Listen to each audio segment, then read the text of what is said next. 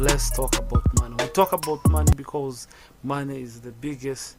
Of course, money is king. Cash is king. When you have money, you easily get stuff done. Of course, there is an old saying that says, "He who has the paper sets the rules. Whoever has the money sets the rules for the rest of the people to follow." And you can realize that a wealthy person in your community or in your family is the one who is always being given a voice to speak. If you're poor, they consider you not to have anything productive. Now that you want also to be rich, you want to be wealthy, it's high time that you started talking about money in a way that is more productive than the way we've been talking about it. We talked about what is limiting us to be wealthy is actual laziness. We talk about laziness is so deeply dangerous. Yeah, laziness is the one that is becoming a very big problem in our straight towards getting wealth. The people who have actually changed their lives in a short time, they have worked harder than anyone. They have spent sleepless nights. The Chinese, we are proud of currently. The Italians, of course, the Americans, and other nations that have developed, those people work really harder. The creation of electricity was to add on working hours for people. Electricity revolutionized almost everything. But those people who created those stuff were aimed at actually enabling people to work and create more wealth. So if you are lazy, you won't do anything productive. Let's talk about something important that is also limiting us today is, of course, our personal beliefs or our individual beliefs that we hold about money. Now, we are a product of what we believe in. Our beliefs define our emotions. Our emotions define our channels of action. So, in fact, emotions are fuels that lead us to action. Without a strong emotion, you may not be propelled into action. So, if your emotions are wrongly invested, chances are high that your results are going to be wrongly perceived. So that's why it's very important to understand the beliefs we have on money, the beliefs we have on wealth, so that we may become more intelligent in making the decisions concerning developing our personal lives, our communities, and our nation at large. So that's the most important. So our belief system is the biggest limiting factor. Our belief system is actually destroying us. Most of us, we are limited because of our belief system. We have funny beliefs on money. We've been grown up, and these beliefs have been embedded in us, and they have determined the course of actions we have chosen to take.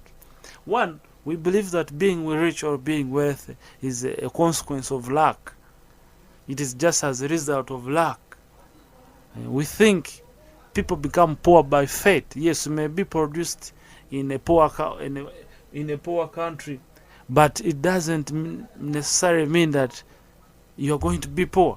You may be produced in a poor family, but doesn't mean that you're going to be poor. Currently, per now, one of the richest person in the world, Elon Musk, born in South Africa. So that is not an excuse. Most of the self-made billionaires of the world have been self-made. They have been from poor families, average families. You get, so we have no excuses for being not successful. What is limiting us and what we should be working on is our limiting philosophy, our limiting thinking, our limited beliefs towards wealth creation and towards money making. So if we understand these many stupid beliefs we have towards money, then we can change our lives, of course, dramatically. Now, the first belief, they normally tell us that money is the root of all evil. If you're a Christian or if you're a staunch believer, let's say Muslim, Christian, and other believers who has a belief in going to heaven and knowing the impact of evil towards stopping that person from going to heaven to everlasting happiness, you know what it means such a belief to hold on your heart. You find you are working hard to get money when you believe that having it itself will lead you not to go to heaven. So this is a very big limiting factor. It's like saying that holding a knife is bad. because just a neighbor got a knife and stabbed his wife to death. That is dangerous. It's only people who interpret such a statements wrongly that end up miserably changing their lives. Negative, of course. So, in short, money has never been a root cause of evil. It is only evil who get this tool called money that become more evil. And of course, most people become easier when they don't have money. Some people steal to sustain their families. Some people still kill, of course, to get some money because they don't know how to diligently and honorably make the money. And that's why this program was created, to show to enable us to understand more the concept of money, so that we may make informed decisions towards being the best people we want to be. So such a belief like money is the root cause of all evil should be out of our minds. I'll give you an illustration of a knife. A knife is a good tool. We use a knife to cut the stuff we are going to eat. We use a knife to cut stuff, right? However, if you wrongly use it, it doesn't mean that the knife becomes evil. You get? So pangas are used to cut firewood, trees, what. But then, if you wrongly use them to cut individuals, we shall not say we shall not buy pangas because they are used to kill people. So is man. People who are using money in evil ways shouldn't make us believe that money itself is bad. So you shouldn't see money as a bad thing. Money is a good thing. We need money. We should breathe money. We should accumulate more of it, but in a very honorable way. So if you can kill someone for money, then you don't deserve even yourself to survive, to live. So in short, that is one belief that we have. Some of us also believe that money is dirty. There is no single way how money shall ever be dirty. If you believe that money is dirty, then it's okay. Keep on believing, but you will keep being poor. Your beliefs are the ones that organize the motions of your body or of your mind. If you have a wrong belief on something, you will never conceive it rightly, and your action will be wrongly directed. So, if we can eliminate this belief of money being evil, then we can become successful. The third, of course, belief is that I don't deserve to be rich. There are some people who think they don't deserve to be rich. I ask myself, where did you get that idea that you don't deserve to be rich? Yes? Where did you get that? Who sold that idea to you? You said it back to him or her. Whoever thinks he doesn't believe he doesn't deserve to be rich has a problem. Because these are the same people who end up begging from rich people. These are the people who are being belittled in the society. They are underlooked. They are looked as if they are useless in the society. So in short, this belief should be out of our mind. The other belief, of course, is money is only bent by the greedy and dishonest people. People still believe that people who have money are dishonest and greedy. It's not true. In the first, most people have invested more money in charitable activities, who have bought more trees to plant to save the environment, who have helped childless, fatherless or parentless children. They are rich people. So if they were greedy and dishonest, why would they do such charities? So in short, it's not true that all rich people are greedy and dishonest. And if you still believe in that, you have a problem in your head. You got to change. The other thing is, of course, that money corrupts. Yeah, most people think when you get money, you get corrupted. So people stop hunting for money just because they don't want to get corrupted. Who sold you that idea? That when you get money, you get corrupted? It's only a corrupted mind that is inspired to continue being corrupt when they get the money. Yes. So in short, money doesn't corrupt. In fact, money is a tool. The way you use it, it is different. Once you have it, the way you use it is different. Like how I said the knife, the way you use the knife is different. You can use it to save people, you can use it to kill people. So either way, the individual matters. So itself as a tool has no big problem.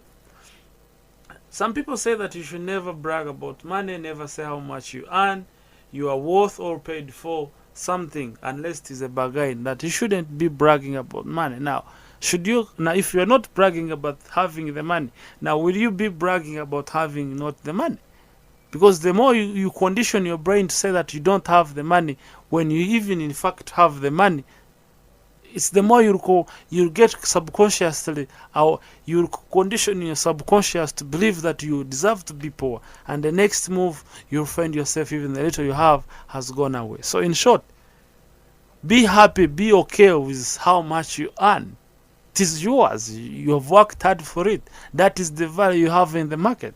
So you can't have money and be spiritually poor. Some people think that you can't have money and be spiritually poor. This is a limiting thinking. Having money doesn't stop you from being spiritually poor. Most of our spiritual leaders in different holy books, as it is said, most of them had a lot of the money, had a lot of wealth. So there is no how you can justify this of course, this thinking. Job had a lot of wealth and he remained spiritually poor according to the Bible, and so is personalities in other holy books. The other thing is that you lose friends when you get rich. Yeah, this is somehow true, but it's also a limited thinking. You lose friends, poor friends who don't want to associate with rich people. Automatically you lose them, and of course you'll get more rich friends who can also enrichen you and make your life more better. So in short, happiness and money make no bedfellows. That you can't be happy when you have money. Now the question is, can you be happy when you don't have money? The truth is no. I have been poor. I know how it feels not to have money and happiness. I know. You don't need to educate me about that. And poor people who have become rich know this very well. There is no how you can convince me that you can be happy when you cannot even afford a glass of water, a glass of milk for your children, when you cannot afford a decent school for your children, when you cannot afford to provide to your family, when your mother gets sick and you can't pay the hospital bills, and you say you're happy. And if you are happy, then you're a sociopath. You have a problem in your head. You need to be treated. So there is no how you can say that happiness and richness doesn't make bedfellows. The other thing, as of course, is that the more you have the money, the more you want. It is in human desire to have more, but it takes discipline and self-control to have a limit on how much you should have. But if there is a possibility of honestly getting more money, there is no evil in honestly getting more money, and you shouldn't fail to accumulate more. So the other thing is that it's somehow better to be poor. Some people think that it's somehow better to be poor. Well, I don't know how true is that. But if you still have that thinking, it's high time that you change. The other thing is, I wasn't meant to be rich. If I were, I would have been now. Some people believe that they were created not to be rich. They still believe in fate, that things happen according to the natural order. Like this is how it was made. Some people are choosing to be rich, others were choosing to be poor. That is craziness. That is crap. No one was choosing to be rich, no one was choosing to be poor. The way richness or wealth defines your value in the market. The more value you add to the market, the more wealthy you become. So if you have no money, you have no value to the people, to the market. And market means people. You are not helping enough people solve their problems, or you are not helping enough people reach their goals. That's why you're poor. That's why I'm poor. So the other last belief that you should also look at, that I'm not right type to be rich, that you're not the right type to be rich. Let us stay connected as we learn and discuss more about the art of accumulating more wealth. Ciao.